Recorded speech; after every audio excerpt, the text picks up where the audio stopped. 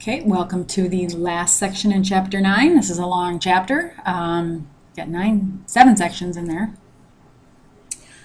All right, so this is all about a new number system that some of you might have never seen before. Some of you might have seen it before.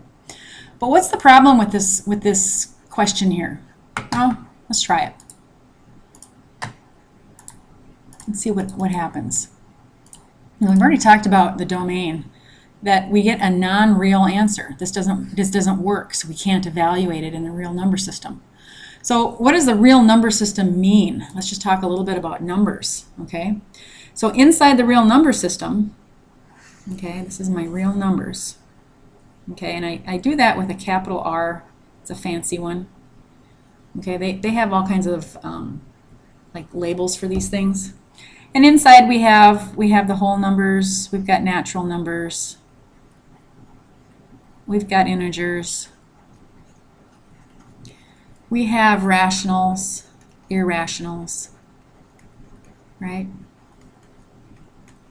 You know, these are just regular numbers, these are the negatives, these are all your fractions, whether they end or not, and together all of these form the real number system, okay? So it's all the numbers that you can think of that you could ever want or ever use. Well, inside, it sits inside, unless I pushed a button. It sits inside another set of numbers, which are called the complex numbers. That's with a C, okay?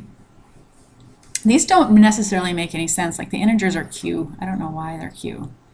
You know, so they all have a capital letter for the whole set of those types of numbers.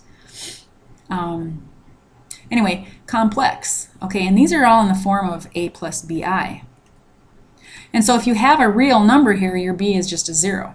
It's going to wipe this I term out. Well, what is a complex number? Well, by definition, you have this. Negative 1 is equivalent to I. So if we have this definition right here, then all of a sudden we can do these types of problems. Some people call this world the imaginary numbers, and these are real, and that's okay, as long as you understand that it doesn't mean that these exist and these don't. They both exist. They're different types of numbers.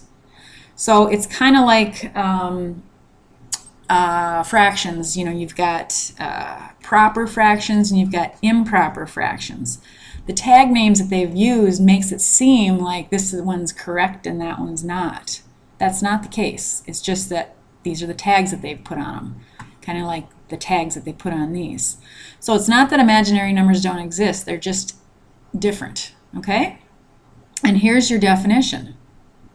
All right, so now look at your calculator. It says it's a non-real answer. Well, yeah, it's in the complex number system, right? Because it's got that negative in there. So what we can do is we can pull that negative out using our product rule for radicals. Remember this one? Okay, I'm going to do that.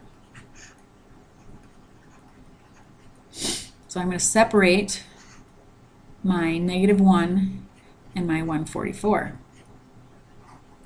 Okay, then I'm going to bust it apart, give each one its own radical sign.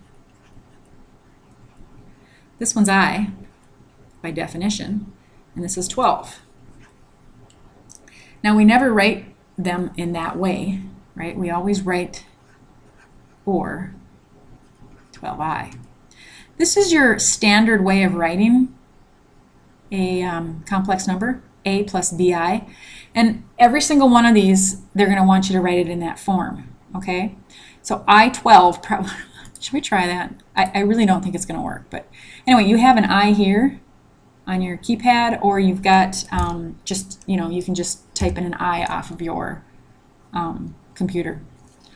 I don't think it's going to like that, but maybe, oh, it did. Huh. Anyway, that's to me. Now this is just me. That's like writing 2x like that. I mean, does that look goofy?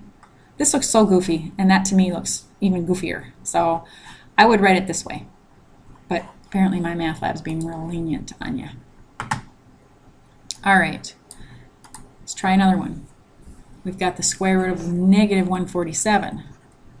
Well, I can break that apart. What's in a 147? I think there's a, what's in there? 49, I believe. Okay, I'm going to have to pull that perfect square out of there. Yep, 49. Okay, so what we'll do is we'll take the negative 1 out because that's a perfect square. It comes out as an I. We take the 49 and we'll have 3 left over. Okay, so you're doing the same thing that you've always done, except with this piece. And then each one can have its own radical sign according to the product rule. This one comes out as an I. This one comes out as a 7. This one stays in. So I have 7i roots of 3. This is kind of the order that you want to put them in. Okay? Your a here is a 0. Right? It's 0 plus 7i roots of 3. I don't think it's going to want the 0 in there, and I don't even want to, why would I want to put that in there? That's just extra work. So I don't want to do that. All right, so let's talk about all the rules regarding imaginary or complex numbers. All right, so I have, they all look like this. This is considered my real part, and this is my imaginary part, or my complex part. And the rule says that I can add or subtract reals to reals and imaginaries to imaginaries, but I cannot add reals and imaginaries. Again, they have to be alike, just like in any addition, subtraction. Things always have to be alike. Okay? So here, if I have addition with parentheses, I don't even need the parentheses. I can take them off. Now that's not going to be true when we, okay, I don't want to do that. Plus a negative 4, I hate when that happens. Minus 4. Okay, I'm just going to go through it step by step. I forgot what I was saying. Okay, so I'm going to add my real pieces. That's my 9 and my negative 4 for 5. And then I have, how many i's here do I have? I have negative 1 plus 9 make 8. 5 plus 8i. Did you try that? 5 plus 8i. Well done. Okay. So adding is pretty straightforward. Subtracting is straightforward, except you've got that negative in there, so remember, okay, there's a subtraction between there. Go with it. I can't deal with that. Too squished. All right, this is like a negative 1 that needs to be distributed. So this front one, since it has nothing in front of it, just comes off. And now we switch signs. So this was a negative 4. Negative 1 times negative 4 is a positive 4. Negative 1 times a negative 1i is a positive I. 1i. And again, I'm going to combine my real pieces. I've got 8. And I've got 6 i's. 8 plus 6i. Just be careful. These are so easy to check that I might just check them. Be careful that you distribute that negative to both terms. Okay, that's nothing new. It applies to regular numbers, x's, i's, whatever you got. Okay? What about multiplication? Well,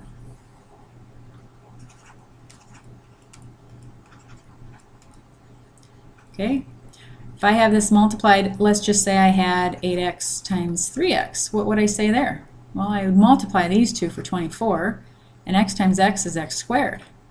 So really, is this any different? Well, a little, but not much. 8 times 3 is 24. I times I is I squared. Okay?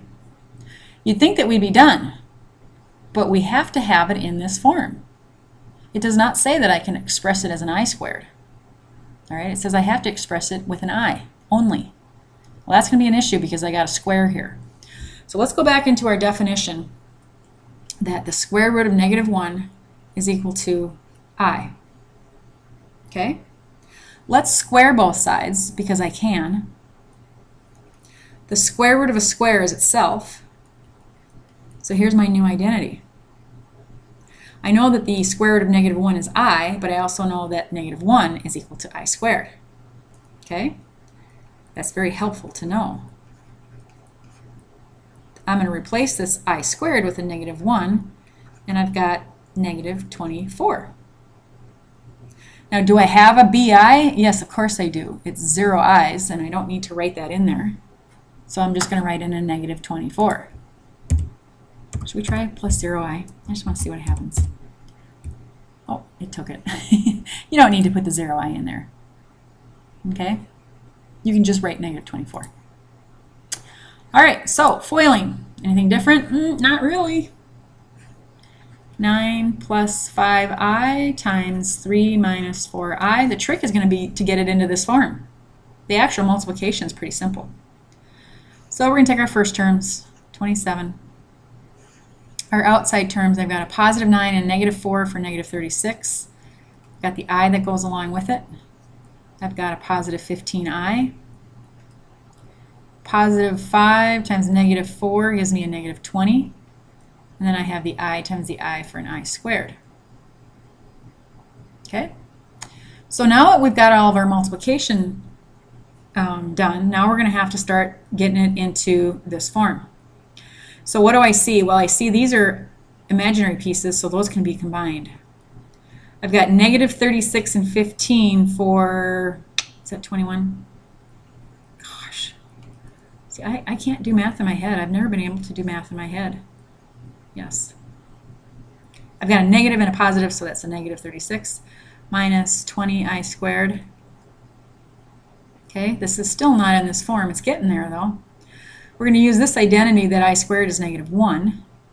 So we have 27 minus 21i minus 20 times negative 1. I'm replacing this piece of it with a negative 1, which gives me 27 minus 21i plus 20. And now I can combine my real pieces. I've got 47 minus 21i. Done. Now it's in that A plus BI form. You better check that one. Minus 21 i's. Well done. All right, we only have a couple more. And these involve, I'm only going to do one. Come on, there you go. I'm going to show you how to do division. So, remember from last section, when we had the radical in the denominator, we had to rationalize to throw it on the top. Well, if we want this thing in this form, we don't want any i's in the denominator. Okay, we don't want any I squareds and we don't want any i's in the denominator. So what we're going to do, just like the radicals, is we're going to multiply by the conjugate and it gets rid of them. These are called complex conjugates because they're within the, I can't write and talk at the same time, because they're within the complex world. Okay, but they're done exactly the same. So let's say I have 1 plus 2i. The conjugate is 1 minus 2i. Or if I have 3 minus 5i, the complex conjugate is 3 plus 5i. Okay, so remember I'm going to be multiplying by a special form of 1 that's going to help me out. Okay, so I've got 1 plus 2i and 8 plus 4i. So the first thing I want to do is I'm going to want to put those in parentheses so I know that I can't cancel those out unless they match identically. Now I want to multiply by a special form of 1, just like I was doing in my radicals. And it's going to be the complex conjugate of this bottom piece, 8 minus 4i. Top and bottom make a 1. This right here is 1, so all I'm doing is multiplying by 1. I'm not changing the value. Okay? Now what do I have? I've got a FOILing problem on both top and bottom. I still have a FOILing problem. I have not gotten rid of my FOILing problems. All right. 1 times 8 is 8. 1 times a negative 4i is negative 4i. 2i times 8 is 16i. And 2i times a negative 4i would be a negative 8i squared, right? Now, what was the reason that we did the conjugates down with the radicals was because we had 1 plus and 1 minus, and it wiped those middle two terms out. Remember that? That's the goal here as well. We don't want those middle terms. 64. Here we have a negative 32i. Here we have a positive 32i. See how those I terms are going to wipe each other out? Really nice. Remember, we can't have i's in the denominator. And my last one would be 4 times a negative 4 for negative 16, and I've got the I squared.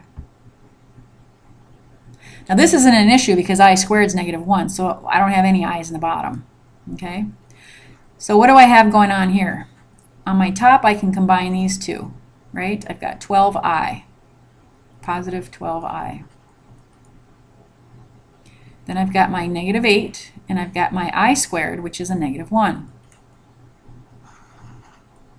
Down here, these canceled, so all I have left is a 64 minus 16, and my I squared is a negative 1. See what I'm doing? I'm trying to rid my denominator of these i's. All right, so now I have on the top 8 plus 12i, and I've got negative 8 times negative 1 is a positive 8.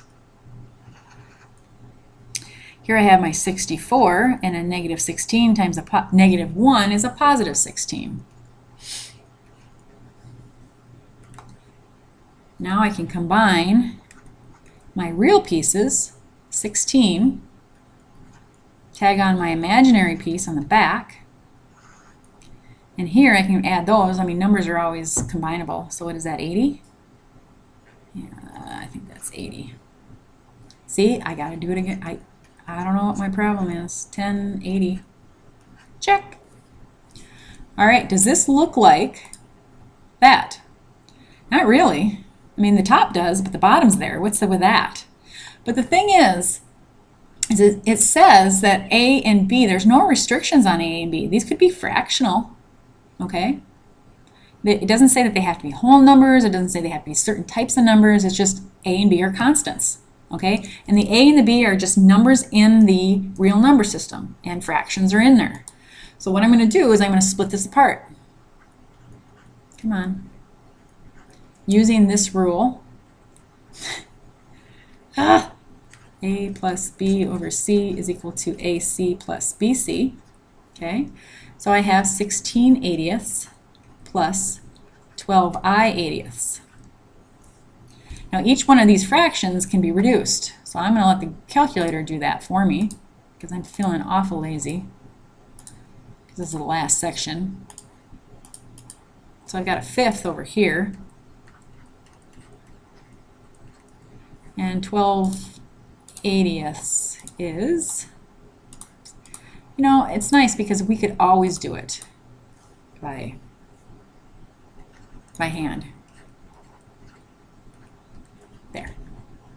So my A is a 1/5, my B is 3/20ths, I've got my A plus BI form. Can we try that? So I've got 1/5, where am I? There I am, plus, let's do this, let's do 3/20ths, and then let's put the I out front. Yep, I like that. I think it'll also take this, but I'm not sure. I think it'll also, because these are equivalent, I think it might take that as well. 3i divided by 20, because that's the same thing. Okay? And number 8 is exactly the same. You're going to multiply through by the complex conjugate and then start simplifying. Okay? So that's it. That's it in a nutshell. I think you have some sort of a little bit of an exposure to complex numbers. They do pop up in college algebra. So I wanted to make sure that you have an exposure to them. We also need them when we have quadratics. that are hanging in the air. You know, we saw that, you know, like this quadratic has these two solutions, but what about this one? It doesn't cross at all, but there's still solutions to it, and they're just imaginary solutions. Okay, so we do need to know how to do that. All right, very important piece. And don't think of the imaginaries as not existing. They're very real. We use them in all kinds of science, engineering, physics. They're everywhere. So, all right, that's it for chapter 9. So that's a long chapter. So make sure that you get your review problems in there. You have to really keep things straight as far as your rules with radicals, what's going on. And if you ever have trouble on a test, you really think that you had the right answer, just shoot me an email and I'll check it out, okay? All right, well, good luck on the test, and I will see you for chapter 10. Take care.